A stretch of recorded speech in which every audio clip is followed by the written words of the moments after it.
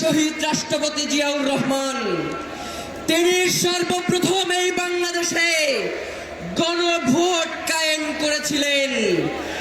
আজকে আপনারা সেই গণভোটের বিরুদ্ধাচরণ করছেন। আপনারা শুধুমাত্র গণভোটের বিরুদ্ধাচরণ করছেন না, মূলত বিএনপির জন্ম যেই গণভোটের মধ্য দিয়ে আপনারা তো নিজেদের জন্মকে অস্বীকার করছেন। প্রিয় ভাইয়েরা, দেশনেত্রী বেগম খালেদা জিয়া তিনি যেই সংবিধানকে ছুঁড়ে ফেলবার জন্য বারংবার তার বক্তব্যে, তার কথায়, তার দাবিতে তুলে ধরেছেন, আজকে আমরা দেখতে পাই সেই সংবিধানকে চাটতে চাটতে তার দল বিএনপি ক্ষয় করে ফেলছে।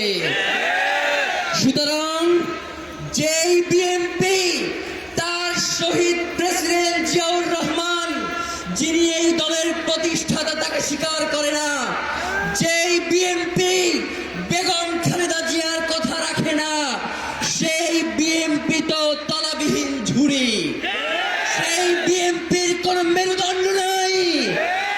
যদি সেই বিএনপি বাংলাদেশে অরাজক পরিস্থিতি তৈরি করতে চায়, তাহলে আপনাদেরকেও আমরা বলে দেই, আমরা নতুন করে এমন রাজনীতি শুরু করব যেই রাজনীতি হবে আপনাদের দলের প্রধান জিয়াউর রহমান এবং বেগম খালেদা জিয়ার রাজনীতি। প্রিয় ভাইয়েরা, আমরা পর্দার আড়ালের কোনো শাসন দেখতে চাই না। আমরা জনগণ যাদেরকে ক্ষমতায় বসিয়েছি, প্রধানমন্ত্রী বানিয়েছি, আমরা তাদের সাথে সরাসরি কথা বলতে চাই। আমরা জানতে চাই এই প্রধানমন্ত্রী তিনি কি প্রক্সি প্রধানমন্ত্রী হবেন নাকি জনগণের প্রধানমন্ত্রী হবেন? তিনি কি জনগণের কথা বলবেন নাকি তাকে সেট করে দেওয়া হয় যে এই কথাগুলো সেই কথাগুলোই তিনি বারংবার বলবেন?